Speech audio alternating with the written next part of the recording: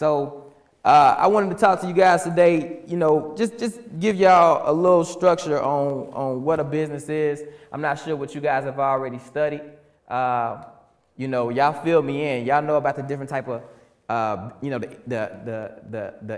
entities of, business, the LLCs and stuff like that. Okay, good. And I think, for different states, it differs, as far as what kind of setup you can have. But for Georgia, I think the most common ones for new business is LLCs, S corp, sole proprietorship, partnership, I believe. I think that's it. It's been a long time since I got into all of that. But I like what you said. You wanted to be a shop owner, but you decided to take another path and actually get into cutting hair. I recommend that to anybody. I get guys who come in my shop all the time. Man, I got such and such, I want to invest. It sounds good that you got that money, and I'm thinking on another perspective. Okay, if you want to talk to me about getting the knowledge of what to do as far as being an owner, I'm not going to tell you how to run a barbershop. I can tell you how to run a World Class Kuts. You see what I'm saying? And I don't recommend anybody who has the money. Let's say if you had 50 grand now and you want to do a shop. I wouldn't tell you to do the business and you don't know nothing about cutting hair. You don't know nothing about marketing. You don't know nothing about the breakdown of how to set the business up, do a business plan. You got to have the foundation first. So you going through the proper steps. So when it comes time for you to open up a second shop and you need a manager, you know how to tell that manager how to run your shop because you done been there, done that. You done went through it. You see what I'm saying? And as a shop owner, you have to be somebody who runs the shop, service people. You got to be a little bit of everything. It's good to be the figure in the community, doing stuff at the middle schools, the high schools, go to the football games, support some of the young men that come into your barbershop. It's owning the shop is not coming to the shop and standing behind the chair all day. It's bigger than that. And if you think that's what it is, it ain't gonna work. It ain't gonna work. Marketing. What is your market and who is your marketing circle? We talked about that earlier. What kind of problem are you guys solving? What are y'all giving to the community? Is it conversation, service? That's what you need to know. And is it cost effective? How much are you going to charge for your service? How much are you going to charge for your products? You got a lot of barbershops that have barbers in there and everybody cutting hair. A lot of our shops, we don't go to the extreme with our service. We give haircuts, that's it. We don't give facials. Y'all learning it. You see what I'm saying? But once you get into these shops, you probably won't even see half of the services that y'all learned in school on the price list. So you put a cap on your dollar. So I say now, man, all the stuff y'all learning, take it over into the shops and talk to your customers about it. Because if you don't talk about it, or if they don't know you do this service, they can't pay for it. You see what I'm saying? You learn it now, but you really don't get consistency of doing that service. So then your service is not all that great. You give somebody a facial, you think you did okay, but they don't come back in to get a facial the next time. You see what I'm saying? Products in barbershops. A lot of our barbershops, we don't sell products. Why go to McDonald's and get the burger and not grab a fry and a drink? Or whatever spot you go to.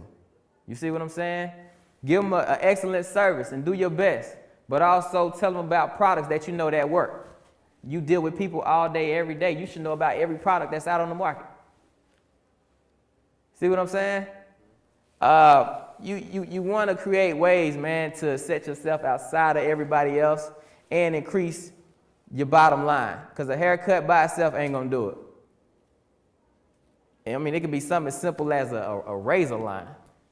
Go ahead, sir. What about the inventions that you come up with? How can you get those patented? Patent? Yeah, and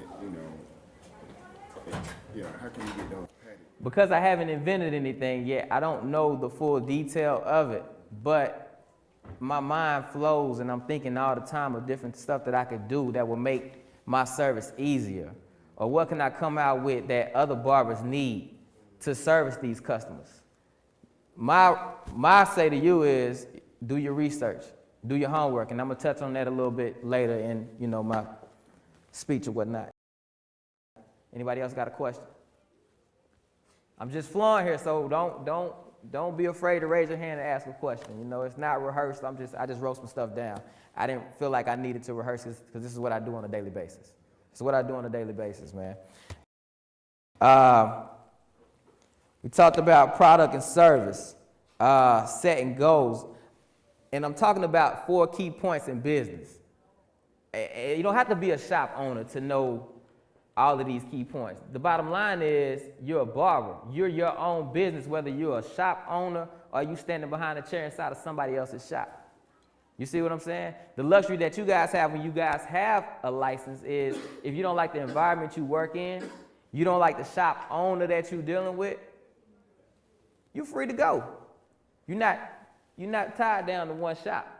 Now, I don't say go into every shop in Atlanta until you find the one that you like. Do your homework first. Kill all that extra stuff before you sign on to a spot. Because in this industry, man, you got to plant your feet in order for your clientele to grow. You can't hop from shop to shop to shop. I don't care how good you are. Think about what your client is doing. They don't want to drive from shop to shop traveling. They don't want to do that. You got to make your service convenient for them to come see you. We're service providers. Whether that be them driving, whether that be them able to make appointments. Nobody wants to come in the shop and wait all day. Some people don't mind. It's a barbershop. A lot of guys don't mind coming into the barbershop, chopping it up with the men about religion, politics, sports, whatever. You guys have a platform, and y'all meet different walks of life on a daily basis. So, measurements. You got to have measurements. You got to have goals. How many sales, how many haircuts did I do today? If you don't have goals, you don't have measurements, you're not able to determine if you're growing or you're dying. If you're not growing, you pretty much are dying. You see what I'm saying? Whether it be you money-wise, business-wise, clientele. If your clientele, if it's not a lot of people coming into the shop, you're trying to figure out why ain't nobody in here on a Saturday morning. It ain't no barbershop in the world that shouldn't be busy on a Saturday if you're giving the proper service. If not, there's probably some other things that ties into that, but you have to sit down and notice and figure out why. How come my shop is not getting the clientele that I think it should be? Location. That's important. Atmosphere is important. Staff is important. You got to consider all those things. And lastly, you have to be willing to change. This industry is changing all the time. Not to say change who you are, but change the way you do things. If you're noticing your clientele building, every time you look up, you got 5, 6 people coming in, you got to change something. Because people want to service you, but man, they got stuff to do. Y'all got stuff to do too. I'm sure you like to get a lunch at some point of the day. It's going to be days where you won't get a lunch, if you for real about this. And that's just a part of it.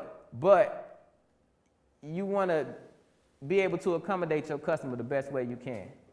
Don't stretch yourself too far, but in this industry, you're going to have to stretch yourself. You're going to have to stretch yourself. Insoles for your shoes because you're standing up all day. Even if you're having a bad day, you're not supposed to show that to your client. Don't pour all your problems on your clients. Don't nobody want to come to the barbershop, sit in the chair and hear all your problems. They got their own problems. So if you can't be uplifting and have a positive convo, it's time to do your homework now. Practice in the mirror all by yourself. What kind of convos you going to have? Get up in the morning, watch the news, see what's going on in the world. So when your client comes in the chair, you got something to talk about. It ain't about what Jordan's coming out. You going to get them. Don't nobody want to hear all that all the time. You see what I'm saying? Don't nobody want to hear all of that, man. You have to be well diverse in all things because being a barber, you come in contact with all kind of people. Old, young, women, pastors, doctors, policemen, regular cats, street cats. You got to know how to switch it up. You gotta know how to switch. I mean, and if you can't switch it up, then a lot of those guys who really can't get that connection with you, they may go patronize somebody else. So again, we talk about this thing called change. You gotta have change. You gotta know how to be willing to adjust, improvise. You can't come to work, I don't know what kind of shop y'all wanna be in, but you can't come to work, man, sagging, smelling like whatever, whether it be the food you ate or whatever you smoked. You gotta have self-discipline, man. Self-discipline. If it's anything that distracts you from making the dollar, cut it off. Cut it off. A lot of people want to be barbers, but they don't want to cut certain stuff off. A lot of people want to be barbers, but they don't want to get up out the bed. They want to, they want to open the shop at 12, 1 o'clock. Not consistent. That's a big part of your success. You got to be consistent. I come past your shop, you're not there, guess what? It's another one around the corner. And I might be in there working. I got your client. It's a wrap. It's a wrap. When they come in, how you doing, sir? Shake your hand, clean, music nice, everything on point. I'm looking for him to find something that's wrong. I want him to find something that's wrong so I can change it. You see what I'm saying? This industry is for real, man. And it can afford you whatever you desire.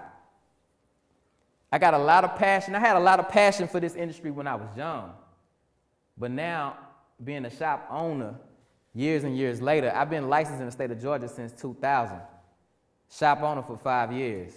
Never had any write-ups. I hadn't seen a bad complaint online. Y'all can search me. Do your research. Search me. I got testimonials from people. I'm not here to brag or boast, man, but I got passion behind this thing.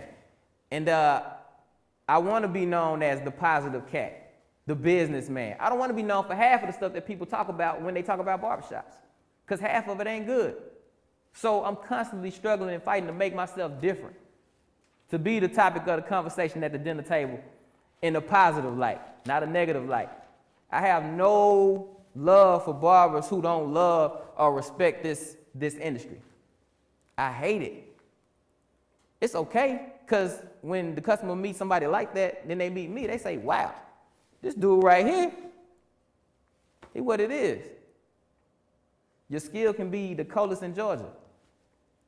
But if you don't have the other things that go along with it, man, that skill ain't gonna carry you. That skill ain't gonna carry you. I don't care how hot you are. You know, and when you do, you know, y'all get in the shops, market yourself, conversation, network. Your network is only as big as your net worth. Y'all want to be shop owners and work in these shops for what? To have money? Become wealthy? What's wealth to you?